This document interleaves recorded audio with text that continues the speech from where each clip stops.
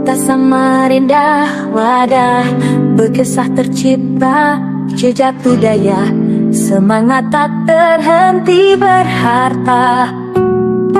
Dalam senyuman kita padu bersama, wadah berkisah sejuta cerita, terwujud tawa.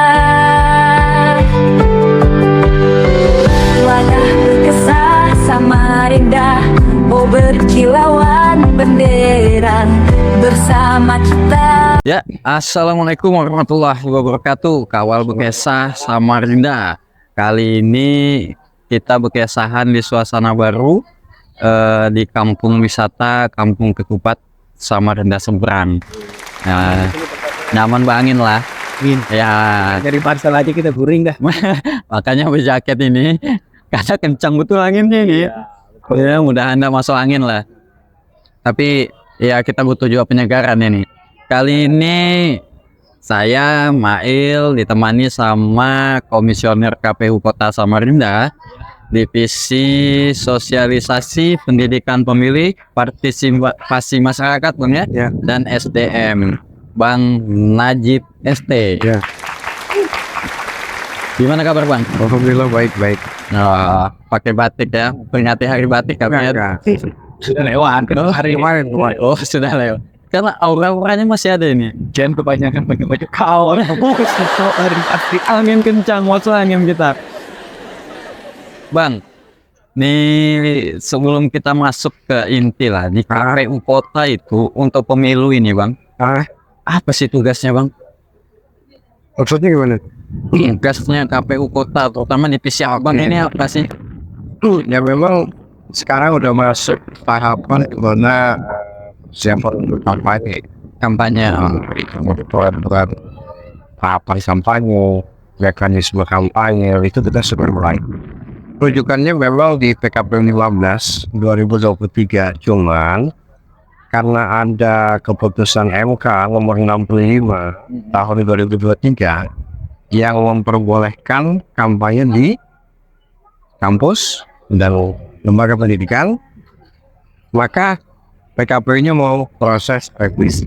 Oh, belum rilis tapi Bang ya. Untuk PKPU itu belum. Saya kita tunggu lah. Cuman kemarin kita sudah sosialisasi ke partai dan pada berikutnya kita sampaikan beberapa informasi terkait dengan substansi perubahan PKPU ini. Cuman kita masih nunggu ya. Itu sosialisasinya ke Partai politik ya. Oh iya. Sebelumnya belum perbolehkan mana untuk sosialisasi di ya.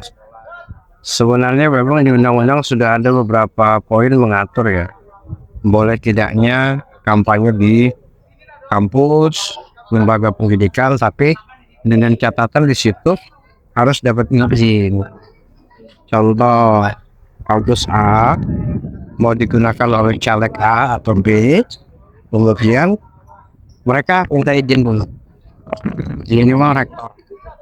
Jadi izin dari rektor itu yang dijadikan rujukan, boleh tidaknya mereka kampanye di kampus.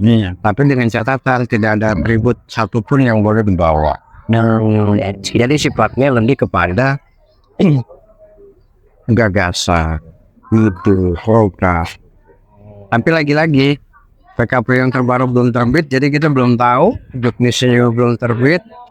Jadi kita masih menunggu bagaimana metode dan pengaturannya, dan kampus tidak boleh berlaku partisan. Pada saat dia membuka kesempatan untuk caleg atau partai tertentu, maka seluruh partai lain, caleg lain pun harus diberikan ruang yang sama. Berlaku adil. Tapi kontroversi tuh Bang ya. Artinya ya kan ini kontroversi, potensi lah, artinya nggak bisa dihindari ya. Ini bukan suzon sih kita, cuman kontroversinya kan bahwa perdebatannya itu katakanlah di kampus nih, kan itu potensi untuk bermain politik juga, bukan suzon lah, mungkin bukan di sini lah ya kan. Ya artinya gini, kan ada teman-teman Bawaslu ya. Malah teman-teman Bawaslu yang akan melakukan pengawasan, kemudian pemantauan. Jika terjadi pelanggaran ya penindakan dilakukan oleh mereka. Pada prinsipnya seperti itu. Karena KPU kan diberi kewenangan untuk mengatur, menata, menjadwalkan, kemudian menetapkan zona dan titik-titik lokasi pemasangan alat peraga, kemudian mengatur apa saja bahan kampanye dan dimensi jenis-jenisnya. Contoh stiker ukuran berapa kali berapa senti. Kemudian nominalnya kalau di PKP 15 itu tidak lebih dari nominal 100.000. Tapi masih kami ingin pertanyakan nih, apakah 100.000 ini per pieces produk yang dibuat untuk bahan kampanye atau secara nominal usul. Kalau di 2019, 2020 itu 60.000. Jadi ada kenaikan. Nah, partai politik ada yang menanyakan tuh nominal maksimal dan minimal pemberian uang transport. Kalau misalnya mereka mengundang masyarakat gitu ya. Nah, itu juga belum disebutkan berapa nominal yang diperbolehkan dan berapa rupiahnya yang legal diberikan. Aturan mainnya belum. Itu mudah-mudahan dalam waktu dekat ini terbit lah. Karena tanggal 28 November kan kita udah mulai kampanye. Iya. 28 November. Tapi seharusnya memang kampus itu tempat para calon itu menguji visi-misi. Betul ya, artinya orang-orang di kampus ya, visioner, akademisi dengan keilmuannya masing-masing hajar gitu ya. Bisa benar. Oke, sebenarnya Selama dia nggak buat ribut ya. Karena memang atribut yang tidak dibolehkan atau dilarang untuk dibawa. Masuk kampus itu kan area yang steril ya. Artinya kampus boleh dijadikan hawa candra di muka dalam melahirkan pemimpin, tapi di sisi lain kampus juga pengen tahu bagaimana potensi calon, kemudian apa saja gagasan yang akan mereka bawa gitu ya, diuji ataupun dibedah secara prinsip selama memang sesuai dengan kaedah aturan dan tidak ada yang dilanggar. Ya kalau KPU kan lebih kepada mengakomodir ya, ada putusan MK maka harus dilakukan perubahan dan penyesuaian di PKPU 15. Padahal PKPU 15 itu baru terbit beberapa waktu sebelum terbitnya putusan MK. Jadi itu baru dilalui. Baru direvisi dan bulan. masuk proses ini Bang ya. Proses Bang, itu tadi kan sosialisasi ke partai politik terkait kampanye. Kalau kita bicara sosialisasi ini kan banyak cakupannya, sekali. bukan cuman bukan cuman masalah kampanye, itu kan serta pemilunya ya. Betul. Kan pemilihnya juga harus disosialisasikan, dididik, ya kan, masih banyak juga yang awam. Itu masuk jobless abang juga ya? Ya. Jadi memang kegiatan sosialisasi yang paling intens ini musimnya pemilihan ketua OSIS. Ada musimnya juga ketua OSIS ini ya. Iya. Tapi tiap tahun itu memang udah di bulan-bulan Juli, Juni, Agustus itu udah masuk musim-musim pelaksanaan pemilihan OSIS lanjutan, karena satu periode udah berakhir dan melaksanakan regenerasi pergantian ketua OSIS. Nah, kegiatan ini berlapis tuh, padat sekali ya bro. Dalam bentuk fasilitasi. Jadi fasilitasi yang diberikan KPU dalam rangka pendidikan politik bagi pemilih pemula dan calon pemilih pemula itu lebih kepada bagaimana memberikan pengayaan pelaksanaan pemilu yang sebenarnya melalui pelaksanaan pemilihan ketua OSIS. Jadi kita fasilitasi kotak suara, bilik suara, pemilihan.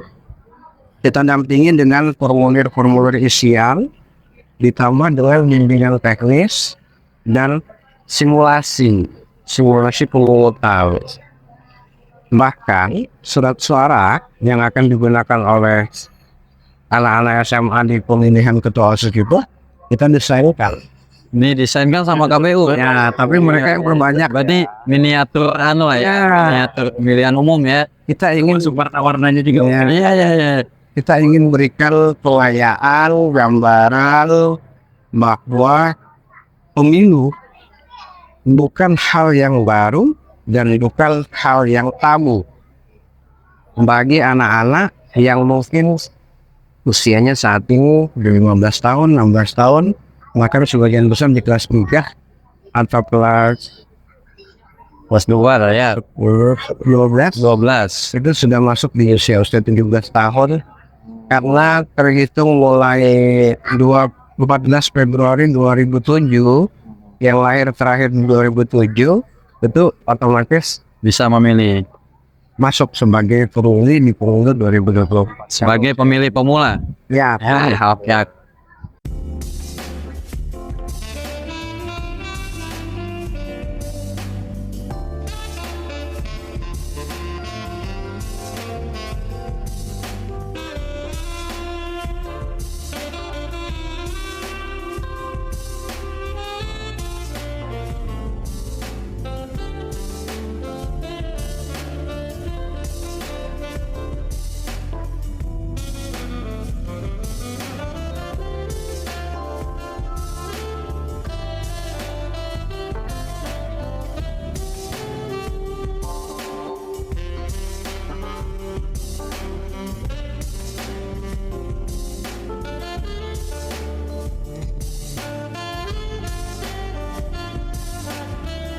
Universitas Islam Negeri Sultan Muhammad Idris, Samarinda. Kita lanjut lagi nih Ki.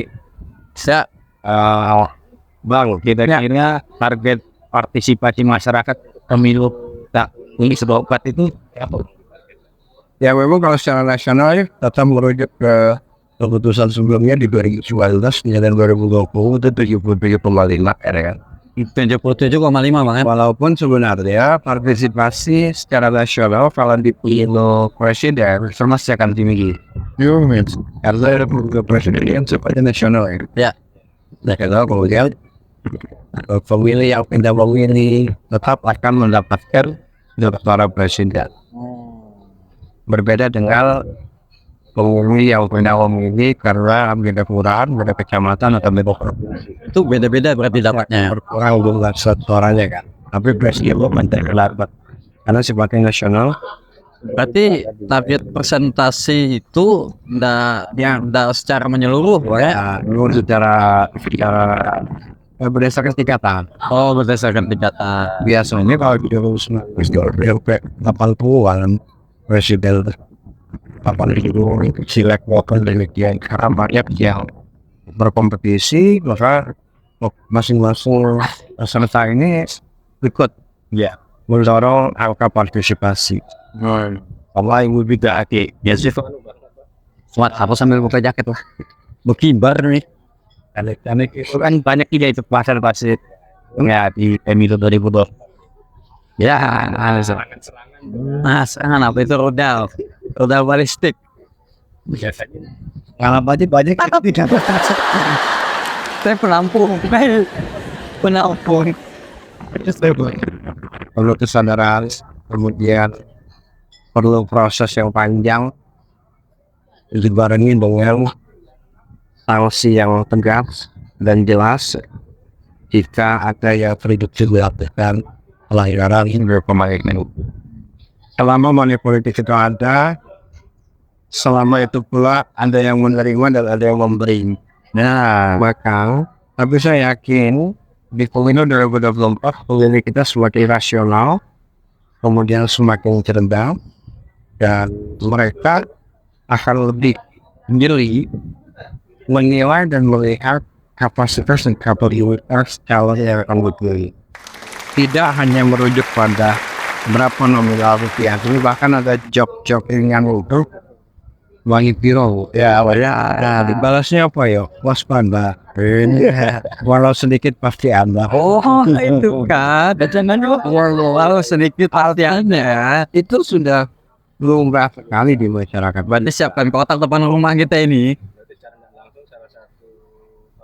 Partisipasi juga sih itu. Nah, ya itu nggak masuk dari instrumen ya. Kita nggak bisa menjamin yang melakukan dan yang menerima kemudian ikut memilih dan tidak. Karena pengalaman di 2019 hasil informasi di seputar warung-warung kopi gitu kan, banyak caleg yang nyiram istilahnya, nyiram Banjir nih siraman ya kan. ini ternyata Beda. atau yang disiram sekian kok yang ini cuman Ya, berarti ini siram Abu Nawas ini. Ya, mungkin lebih pintar lagi nih ya.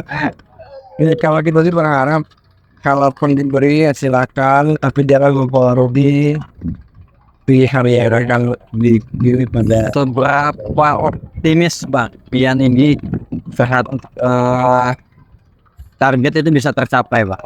oh kalau kita soal optimis meskipun kita belum tahu bagaimana realisasi di akhir priority, yang pasti bahwa upaya yang sudah kita lakukan bukan berbagai macam, termasuk melibatkan teman-teman TPK ya, melibatkan teman-teman TPK dan UPTS untuk ikut serta melakukan kegiatan serupa dalam rangka mendorong partisipasi. Memang pemilu ini kan bukan hanya tugas KPU dari jajarannya, tapi merupakan tanggung jawab seluruh masyarakat. Kalau misalnya masyarakat kita sudah antipati, tidak peduli dan apatis dengan pemilu, maka nasib demokrasi kita yang akan terancam. Harapannya dengan memberikan pendidikan politik bagi pemilih pemula itu bisa memberikan dampak positif dalam menumbuhkan pemilih-pemilih yang begitu toleransi terhadap hak pilih, terhadap hak politik, dan terhadap demokrasi.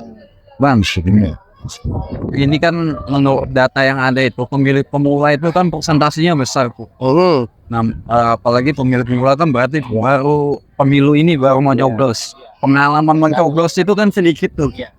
Baru ada, ya potensi kesalahan mencoblos itu kan besar berarti ya. Nah, itu dari teman-teman di KPU langkah apa yang diambil untuk antisipasi itu Pak? Ya memang simulasi-simulasi yang paling efektif ya.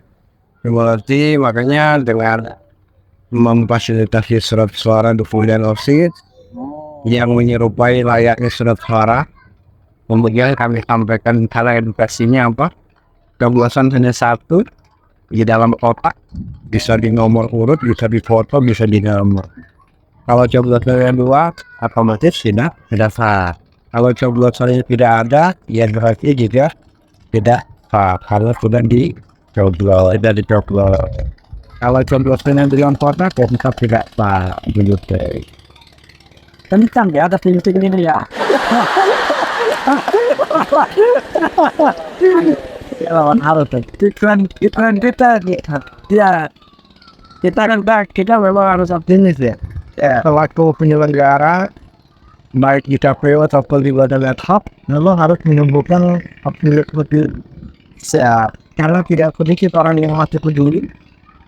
Itu terdapat pula masyarakat yang mungkin apatis, tapi yakin dengan pasti bahwa pemilu harus sukses ya, karena pemilu menentukan nasib keterpilihan pemimpin bangsa untuk para generasi yang berlanjutan 5 tahun ke depan, baik di tingkat kota, provinsi ataupun nasional.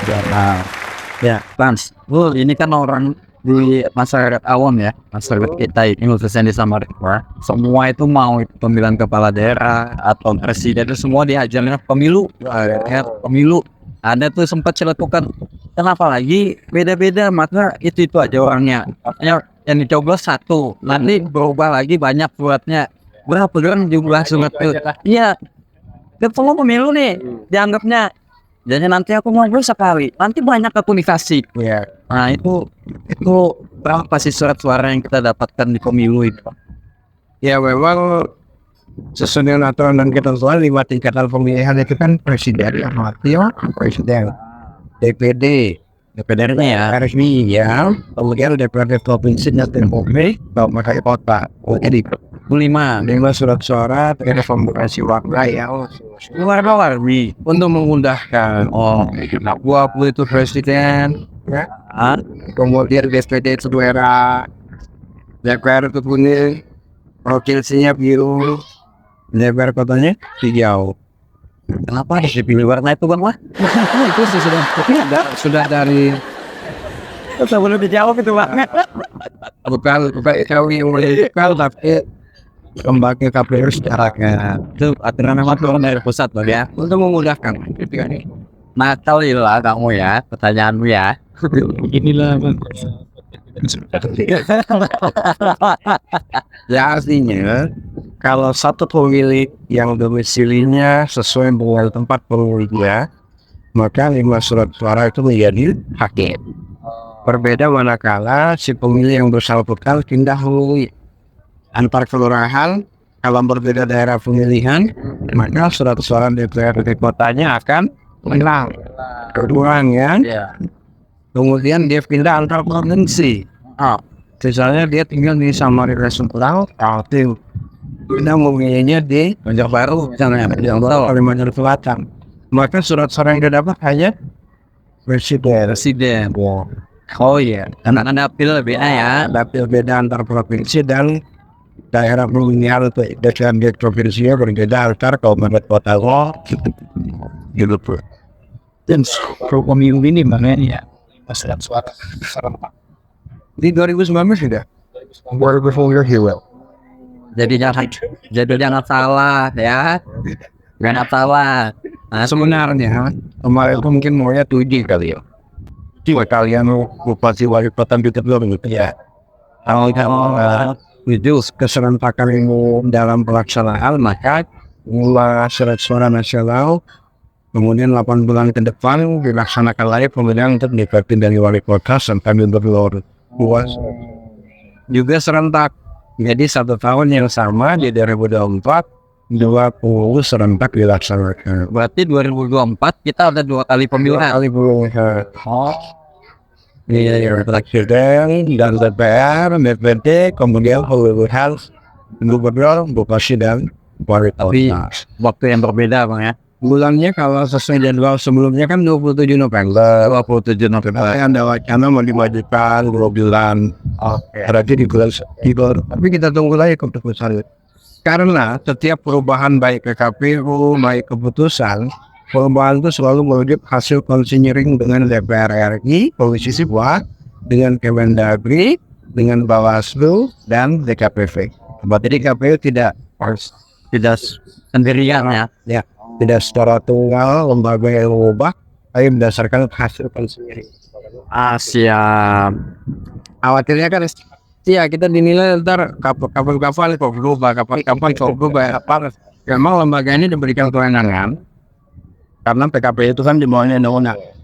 Tetapi dalam mengubah aturan tetap melalui proses dan prosedur yang ada. Siap.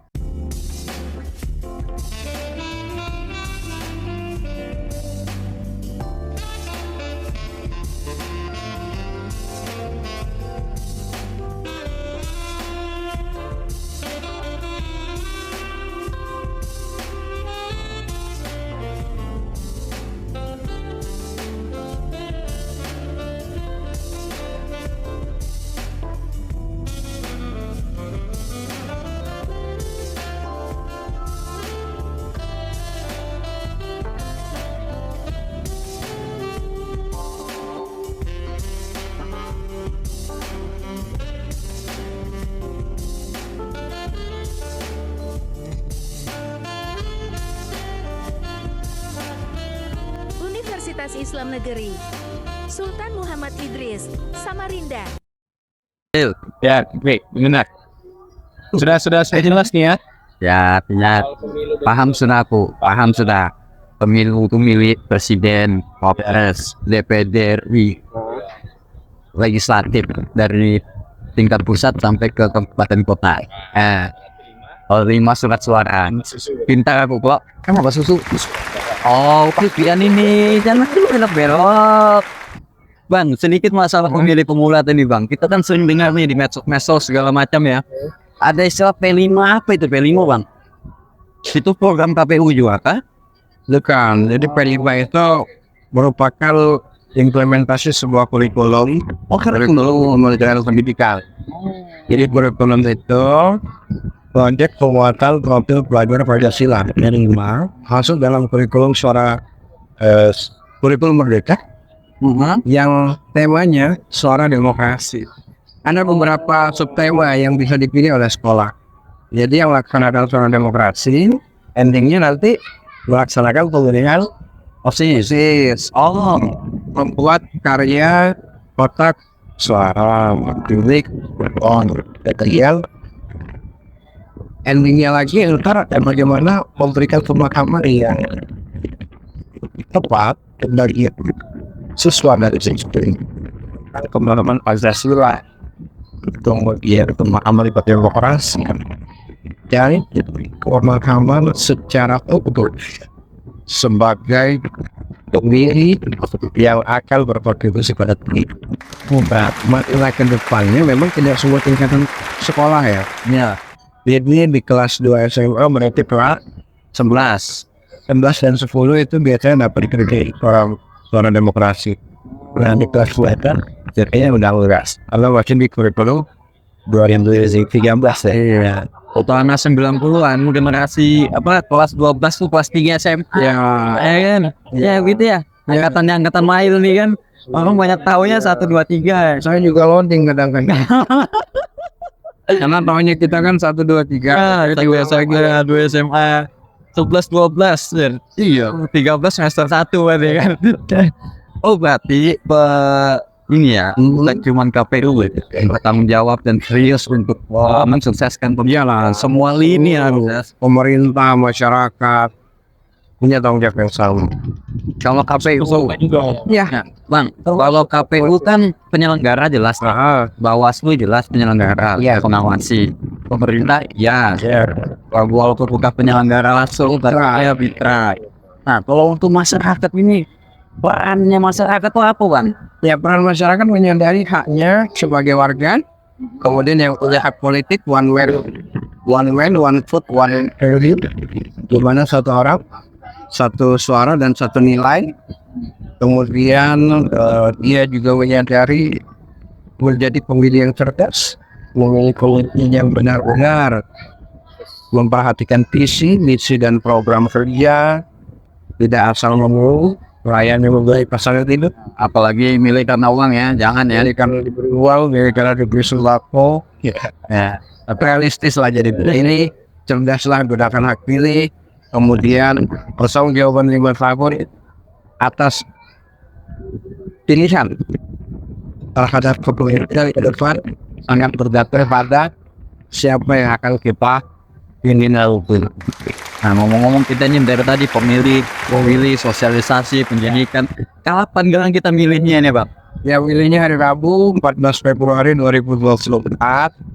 Valentine. Ya, Valentine kita menyebutnya itu hari kasih suara. Oh bukan kasih sayang ya? Kasih kalau hari kasih sayang mendiamkan setiap hari. Kompian udah bilang kasih surat suara, tapi melesetkannya lagi. Kita harus menunggu 14 Februari. Mendengar layar itu setiap hari dari orang tua, istri, anak gitu ya. Bang, terakhir Bang, pesan untuk warga Samarinda yang karena kita sudah mulai dekat pemilu. Silakan Bang. Ya 133 hari tepat hari ini menjelang 14 Februari 2024 merupakan momentum penting untuk sama-sama kita sadari hak kita sebagai warga negara semua sama. Satu orang semua punya satu hak pilih, satu orang semua punya satu hak politik, dan satu orang punya satu hak nilai dalam pemilih. Kalau ada yang berpikir skeptis, satu suara saja tidak akan berpengaruh pada hasil pemilihan. Jangan dianggap satu suara itu tidak berpengaruh dan tidak penting. Satu suara sangat berarti manakala terjadi deadlock atau hasil rekapitulasi suara yang berimbang. Tentu satu suara akan sangat menentukan dan nilainya sangat besar. Jangan juga mentang-mentang diberi hak suara oleh negara, kemudian secara bebas memperjualbelikan hak suaranya ke orang-orang. Kalau Anda mau, saya punya 10 pemilih di rumah saya contoh, kalikan aja berapa, tadi berapa, dibalas waspada. Itu tadi belum tuh ada berpikir kayak itu Bang. Tapi karena Jamri terpikir dia apa dia? Ya, lebih baik disampaikan, dibuka, kemudian terjadi antisipasi dan penanganannya lebih maksimal dibanding informasi itu silent dan senyap, kemudian terjadi tanpa ada mitigasi, ya kita akan semakin susah untuk mendeteksi. Karena hal-hal begitu kan hal-hal yang vulgar ya. Terjadi masif, tapi bakal tercium. Jadi nggak ada sesuatu yang nggak bakal tercium, karena bisa jadi yang bersangkutan yang memberi, itu yang menyampaikan, atau yang menerima, yang membuka obrolan. Pasti terbuka. Meskipun setelah pemilu. Ya, itu satu. Yang kedua, jadilah pemilih rasional, pemilih yang cerdas, pemilih yang bisa menentukan pilihan secara lugas, tegas, tuntas, cerdas dalam 3 menit di bilik suara. 5 surat suara, perhatikan benar-benar yang mana kategori tingkatan pemilihannya, tentukan pilihannya sebelum masuk ke dalam bilik suara supaya apa? Tidak memperlama proses pemilihan. Datang tepat waktu ke tempat pemungutan suara itu juga penting supaya tidak berjejal, dan pastikan semua petugas KPPS mengenali pemilih-pemilih yang datang ke TPS supaya tidak ada pemilih-pemilih yang atau pemilih-pemilih yang serius atau pemilih-pemilih gangguan. Walaupun sekarang kita kan sudah mulai memilah daftar pemilih tambahan ya, yang tentunya itu ada pemilih yang masuk, ya, ada pula yang keluar. Sekian yang keluar dari Kaltim, dari Samarinda, sekian pula yang masuk dari luar daerah ke Samarinda. Tapi surat suaranya sudah dideteksi sampai di Januari nanti kita akan melakukan proses rekapitulasi dan data. Begitu. Ya memang kalau bincang-bincang pemilu nggak ada habisnya ya. Tapi nanti kita lanjut lagi. Nanti setelah pemilu. Padahal setelah pemilu masih bisa dibahas. Itu kemungkinan nanti next time lah. Ya. Part 2. Ya. Ntar kita lanjut. Kayaknya kalau masih mau tahu banyak, ya kan, tentang pemilu, bincang-bincang pemilu. Ya, terus betul kami subscribe, like, and share, and on snap nih. Tangan ada aturan, sama sial. Sebenarnya kekayaan ini berarti ada sih. Ya. Cek. Ya, benar. Ya. Orang COVID-19 nanti kalau kayak kita apa tuh di gitu ya. Cek, betul lah. Berarti kan terdaftar ya. Ya. Jangan itu ketingkatan udah terdaftar kan? Ya. Tahu. Kayaknya part 2 bisa gitu di tengah-tengah ya. Kami bilang Tapi pelakon. ya. Terima kasih. Ya. Oke. Whatever jumpa. Thank you, sampai jumpa kalau podcast di episode selanjutnya. Assalamualaikum warahmatullahi wabarakatuh. Selamat.